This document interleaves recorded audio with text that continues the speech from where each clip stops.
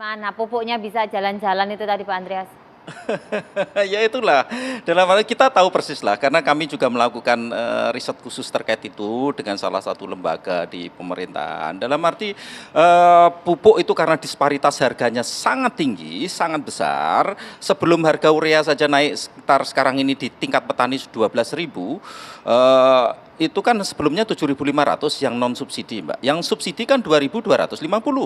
Perbedaannya 5.000. Bagaimana nggak menggiurkan banyak orang kan, 5.000 kan, sehingga ini permainannya luar biasa permainannya. Untuk itu sebenarnya usulan kami, sikap kami sebagai asosiasi API2TI sudah tegas, alihkan subsidi pupuk tersebut ke direct payment ke petani, itu yang pertama. Yang kedua, gunakan sebagian juga untuk perlindungan harga di tingkat usaha tani. Kalau itu dilakukan, katakanlah anggaran subsidi pupuk 30 triliun, maka 30 triliun akan sampai 100% ke petani. Karena petani mendapatkan cash money terkait itu. Kalau 30 triliun itu, kalau sekarang 24 triliun ya, itu diwujudkan dalam inputnya yang terjadi seperti ini.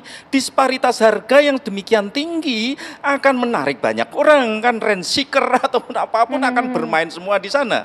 Dari lini 1 sampai ke lini 4. Jadi itu Mbak, dan itu luar biasa Mbak. Walaupun saya tidak bisa sebutkan angkanya karena ini kami gunakan untuk laporan ke Presiden. Jadi itu yang terjadi saat ini. Ya, dan itu sebenarnya usulan itu sudah lama. Ketika saya membantu Presiden di tim transisi tahun 2014, usulan itu sudah muncul sudah kami usulkan.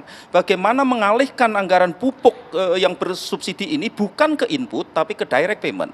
Lalu di waktu rembuk nasional tahun 2017 itu kami juga sampaikan, itu ada sekitar dengan 2.000-an orang. Jadi problemnya apa sampai sekarang sudah sekitar 6 tahunan tapi masih belum juga bisa diaplikasi Pak? Ya itulah, karena kan menggiurkan ya, dengan disparitas harga yang sedemikian tinggi, sudah tentu barangkali, kalaupun itu dialihkan menjadi direct payment, banyak yang terganggu kan, itu kan ya. Sebenarnya ada 2 program yang satu sudah dilakukan ketika kami merancang program tahun 2014 pada waktu tim transisi untuk Presiden, itu ada 2, yang satu peralihan Raskin dan Rastra menjadi direct payment dan sekarang menjadi BPNT kan. Karena apa? Pada saat itu kami temukan Raskin pada saat itu memboroskan inefisiensinya mencapai 40%.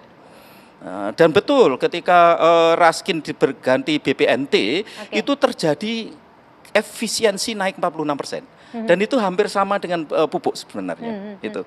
Sekali lagi kami sebenarnya juga sudah mengundang Kementerian Pertanian karena yang ngatur siapa kemudian yang bisa dapat subsidi, datanya bagaimana alurnya dari Kementerian Pertanian, tetapi tidak ada yang kemudian bisa bergabung dengan kita untuk berdiskusi di sini. Sekali lagi Pupuk Indonesia ini hanya sebagai produsennya saja yang memproduksi dari pupuk itu sendiri. Kalau dari Pak Mitro sendiri, teman-teman APTRI juga mencatat hal yang sama. Iya betul, jadi kita ini sumber data terutama ya, sumber data.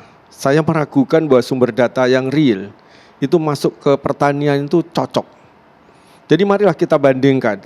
Kita bandingkan satu sisi aja yang kebetulan saya ini ya zaman reformasi ikut, zaman kemarin saya juga sudah jadi petani sebelum reformasi. Itu zaman itu belum ada digitalisasi.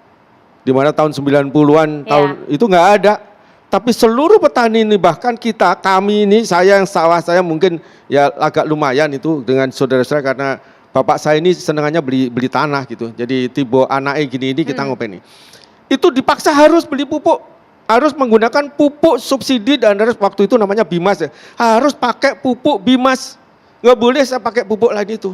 Harus sampai kita ini dipaksa-paksa pakai pupuk itu.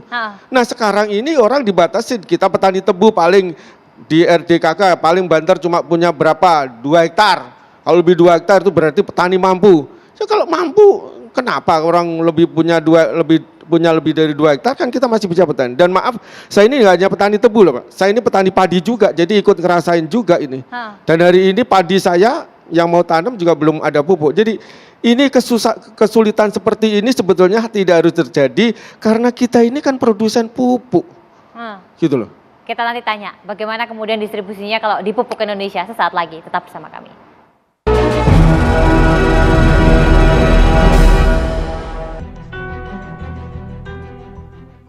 1 kilonya 15.000, Biasanya yang biasanya 10.000. Kalau diseimbangkan pendapatan sama harga pupuk kimianya itu nggak seimbang lah.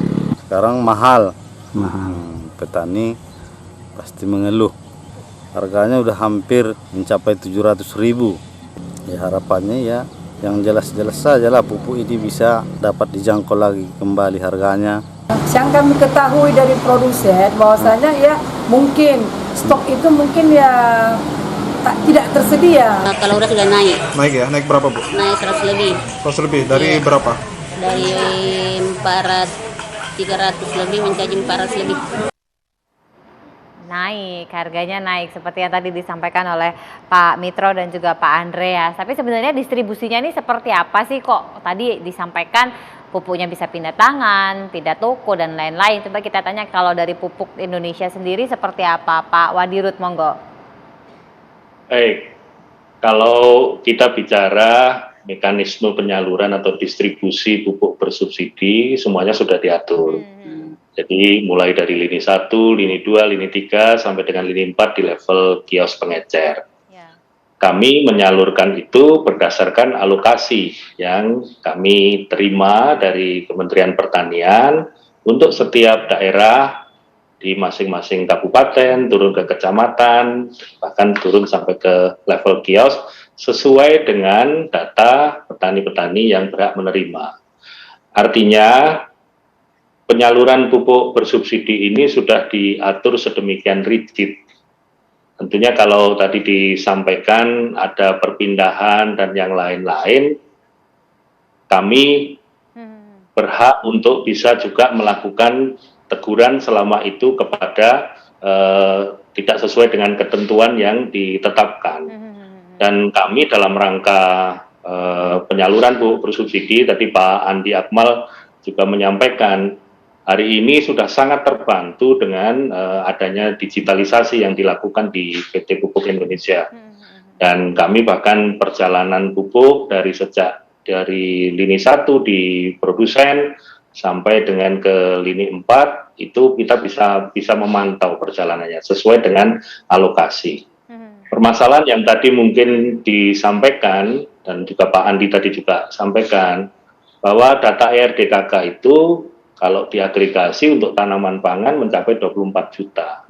Tapi kemampuan pemerintah untuk memberikan subsidi itu hanya tahun 2021 ini ekivalen dengan pupuk 9,05 juta. Nah, tentunya ada di tempat-tempat tertentu dan kami juga mengikuti penyalurannya berdasarkan alokasi yang ada. Ini tentunya tidak semuanya bisa kita berikan. Kita tidak mungkin menyalurkan lebih dari 9,05 seperti yang ditetapkan. Sedangkan kalau kita bicara pupuk non-subsidinya, distribusinya mungkin relatif bagi kami tentunya sebagai produsen akan memikirkan bagaimana yang paling efisien. Sehingga kami untuk pupuk non-subsidi ini tidak mengikuti ketentuan untuk penyalurannya seperti halnya pupuk bersubsidi tadi.